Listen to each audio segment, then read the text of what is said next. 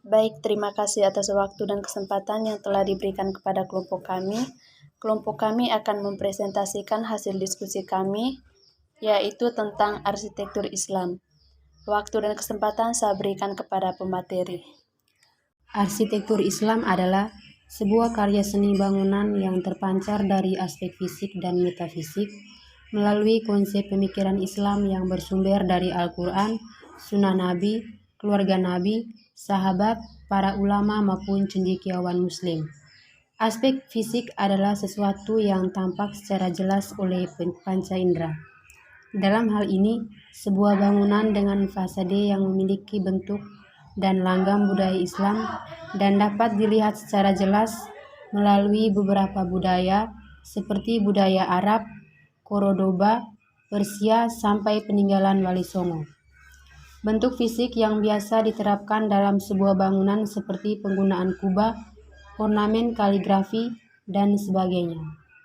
Aspek metafisik adalah sesuatu yang tidak tampak panca indera tetapi dapat dirasakan hasilnya. Hal ini lebih kepada efek atau dampak dari hasil desain arsitektur Islam tersebut, seperti bagaimana membuat penghuni atau pengguna bangunan lebih nyaman dan aman ketika berada di dalam bangunan sehingga menjadikan penghuni merasa bersyukur.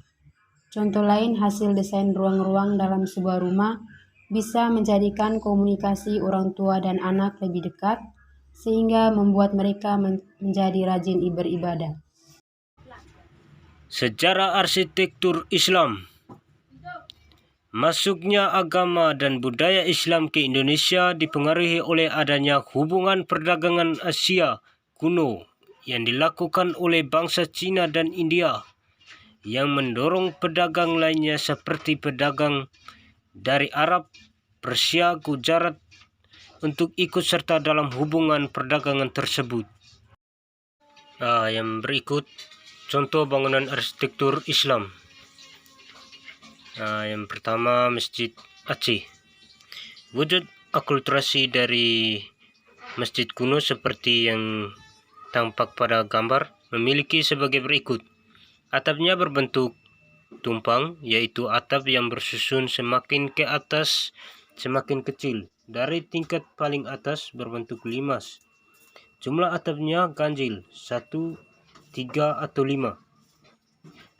Dan biasanya ditambah dengan kemuncak untuk memberi tekanan akan keruncingannya yang disebut dengan mustaka.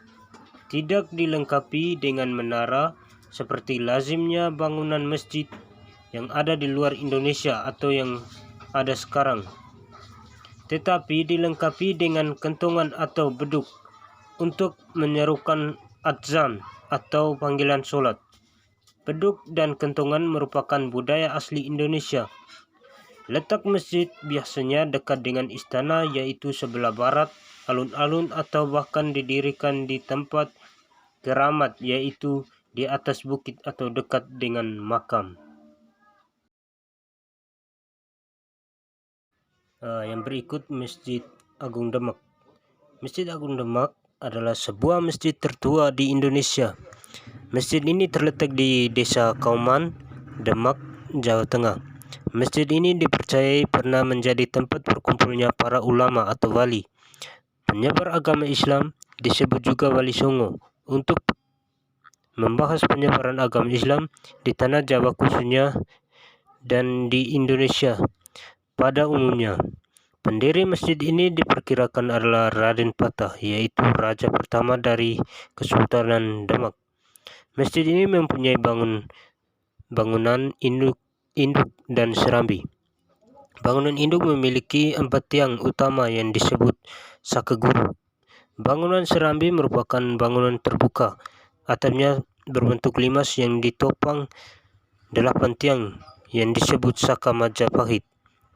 Di dalam lokasi kompleks Masjid Agung Demak terdapat beberapa makam raja-raja Kesultanan Demak dan para abdinya. Di sana juga terdapat sebuah museum yang berisi berbagai hal mengenai riwayat berdirinya Masjid Agung. Masjid Menara Kudus. Masjid Menara Kudus atau disebut juga sebagai Masjid Al-Aqsa dan Masjid Al-Manar adalah masjid yang dibangun oleh Sunan Kudus pada tahun 1549 Masehi atau tahun 956 Hijriah dengan menggunakan batu dari Baitul Maqdis dari Palestina sebagai batu pertama dan terletak di Desa Kauman, Kecamatan Kota, Kabupaten Kudus, Jawa Tengah. Yang paling monumental dari bangunan masjid ini adalah menara berbentuk candi bercorak Hindu Majapahit, bukan pada ukurannya yang besar saja, tetapi juga keunikan bentuknya yang tak mudah terlupakan. Berikut Masjid Agung Banten. Kompleks bangunan masjid di Desa Banten Lama, sekitar 10 km sebelah utara Kota Serang, ibu kota Provinsi Banten ini menjadi objek wisata ziarah arsitektur yang sangat menarik karena gaya seni bangunan yang unik dan terdapat elemen arsitektur menarik.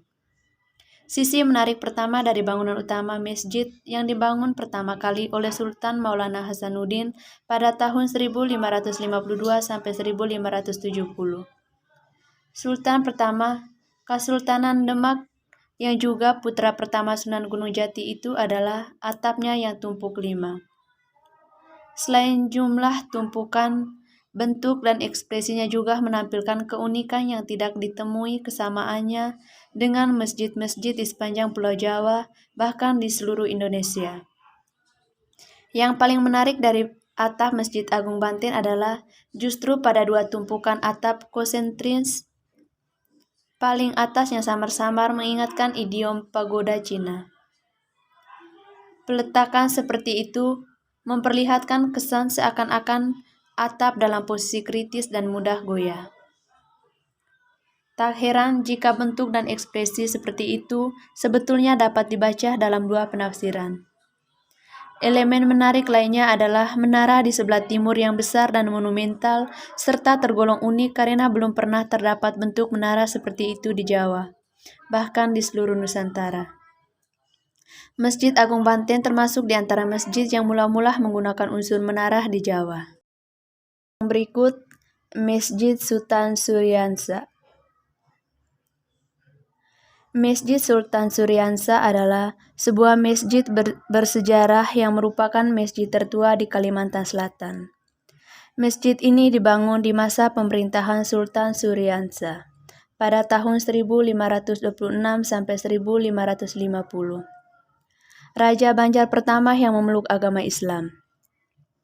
Masjid ini terletak di Kelurahan Kuin Utara, Kecamatan Banjarmasin Utara, Kota Banjarmasin. Masjid bergaya tradisional Banjar, pada bagian mihrabnya memiliki atap sendiri terpisah dengan bangunan induk. Masjid ini didirikan di tepi Sungai Kuin. Pola ruang pada Masjid Sultan Suryansa merupakan pola ruang dari arsitektur Masjid Agung Demak yang di bawah bersamaan dengan masuknya agama Islam ke daerah ini oleh Khatib Dayan. Arsitektur Masjid Agung Demak sendiri dipengaruhi oleh arsitektur Jawa kuno pada masa kerajaan Hindu. Identifikasi pengaruh arsitektur tersebut tampil pada 3 aspek pokok dari arsitektur Jawa Hindu yang dipenuhi oleh masjid tersebut. 3 aspek tersebut, atap meru, ruang keramat atau cela, dan tiang guruh yang melingkupi ruang cela. Meru merupakan ciri khas atap bangunan suci di Jawa dan Bali. Bentuk atap yang bertingkat dan mengecil ke atas merupakan lambang vertikalitas dan orientasi kekuasaan ke atas. Bangunan yang dianggap paling suci dan penting memiliki tingkat atap paling banyak dan paling tinggi. Ciri atap meru tampak pada Masjid Sultan Suryansa yang memiliki atap bertingkah sebagai bangunan terpenting di daerah tersebut. Bentuk atap yang besar dan dominan memberikan kesan ruang di bawahnya merupakan ruang suci atau keramat yang biasa disebut cela. Tiang guru adalah tiang-tiang yang melingkupi ruang cela atau ruang keramat.